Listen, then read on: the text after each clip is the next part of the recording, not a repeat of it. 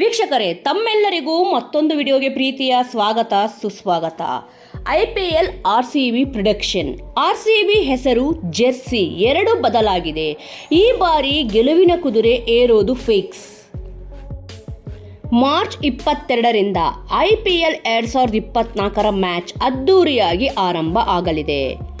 ಚೆನ್ನೈನ ಚಿದಂಬರ ಸ್ಟೇಡಿಯಂನಲ್ಲಿ IPL ಉದ್ಘಾಟನಾ ಪಂದ್ಯ ನಡೆಯಲಿದ್ದು, ಮೊದಲ ಪಂದ್ಯದಲ್ಲಿಯೇ IPLನ ಬದ್ಧ ಎದುರಾಳಿಗಳು ಮುಖಾಮುಖಿ ಆಗಲಿದ್ದಾರೆ. ಹೌದು, ಮೊದಲ ಪಂದ್ಯದಲ್ಲಿ RCB ಹಾಗೂ CSK ಆಡಲಿದೆ. ಒಂದು ರೀತಿಯಲ್ಲಿ ಮೊದಲ ಪಂದ್ಯವೇ ಹೈ ವೋಲ್ಟೇಜ್ ಆಗಿದ್ದು, ಎಲ್ಲರೂ ಬಹಳ ಕುತೂಹಲದಿಂದ ಕಾಯುತ್ತಿದ್ದಾರೆ ಎನ್ನಬಹುದು.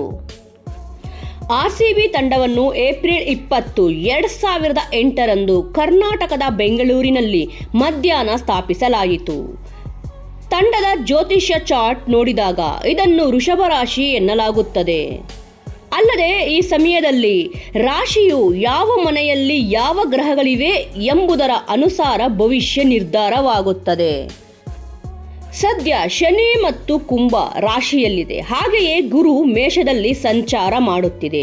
ಈ ಎರಡು ಗ್ರಹಗಳ ಪರಿಣಾಮ ತಂಡದ ಮೇಲೆ ಆಗುತ್ತದೆ ಎಂದು ಅಂದಾಜಿಸಲಾಗಿದೆ. ಈಗ ಬೆಂಗಳೂರು ಎಂದು ಹೆಸರು ಬದಲಾವಣೆ ಮಾಡಿರುವುದನ್ನು ನಾವು ಗಮನಿಸಿದರೆ ಇದು ಒಂದು ರೀತಿಯಲ್ಲಿ ಅದೃಷ್ಟವನ್ನು ತರುತ್ತದೆ ಎನ್ನಬಹುದು. ಬೆಂಗಳೂರು ಎನ್ನುವ ಹೆಸರಿನಲ್ಲಿ ವಿಭಿನ್ನವಾದ ಪಾಸಿಟಿವ್ ಎನರ್ಜಿ ಇದೆ ಎಂದು ಹೇಳಲಾಗುತ್ತಿದೆ.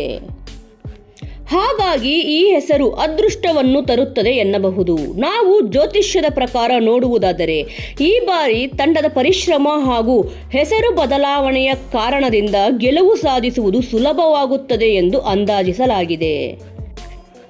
ಈ ಹೆಸರಿನ ಜೊತೆಗೆ RCBಯ ಜೆರ್ಸಿ ಹಾಗೂ ಲೋಗೋದಲ್ಲೂ ಸಹ ಕೆಲ ಬದಲಾವಣೆ ಮಾಡಲಾಗಿದೆ. RCB ಅನ್ಬಾಕ್ಸಿಂಗ್ ಕಾರ್ಯಕ್ರಮದಲ್ಲಿ IPL 17ನೇ ಸೀಸನ್ಗಾಗಿ ರಾಯಲ್ ಚಾಲೆಂಜರ್ಸ್ ಬೆಂಗಳೂರು ತಂಡದ ನೂತನ ಜೆರ್ಸಿಯನ್ನು ಅನಾವರಣಗೊಳಿಸಲಾಗಿದೆ. ಕಳೆದ ಬಾರಿಗಿಂತ ವಿಭಿನ್ನವಾಗಿ ಈ ಬಾರಿಯ ಜೆರ್ಸಿಯನ್ನು ವಿನ್ಯಾಸಗೊಳಿಸಲಾಗಿದ್ದು, ಜೆರ್ಸಿಯ ಮೇಲ್ಭಾಗದಲ್ಲಿ ನೀಲಿ ಬಣ್ಣ ಹಾಗೂ ಕೆಳಭಾಗದಲ್ಲಿ ಮೊದಲಿನಂತೆ ಕಡು ಕೆಂಪು ಬಣ್ಣವನ್ನು ಇಡಲಾಗಿದೆ. ಈ ಬದಲಾವಣೆ ಸಹ ಗೆಲುವಿಗೆ ಕಾರಣವಾಗುತ್ತದೆ. ಒಟ್ಟಾರೆ ಜ್ಯೋತಿಷ್ಯದ ದೃಷ್ಟಿಯಿಂದ ಈ ಎಲ್ಲ ಬದಲಾವಣೆಗಳು ತಂಡದ ಪಾಲಿಗೆ ವರದಾನವಾಗಲಿದೆ ಎಂದು ಊಹಿಸಲಾಗುತ್ತಿದೆ. ಈ ಎಲ್ಲ ಬದಲಾವಣೆಗಳನ್ನು ನಾವು ಗಮನಿಸಿದರೆ RCB ಕಪ್ ಗೆಲ್ಲುವುದು ಫಿಕ್ಸ್ ಎನ್ನಲಾಗುತ್ತಿದೆ.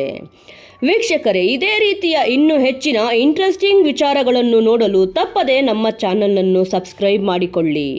ಇಂದಿನ ಪಂದ್ಯದಲ್ಲಿ RCB ಗೆಲ್ಲಲಿ ಎಂದು ಎಲ್ಲರೂ ಹಾರೈಸೋಣ. ಮುಂದಿನ ವಿಡಿಯೋದೊಂದಿಗೆ ಮತ್ತೆ ಸಿಗೋಣ. ಜೈ ಶ್ರೀರಾಮ್.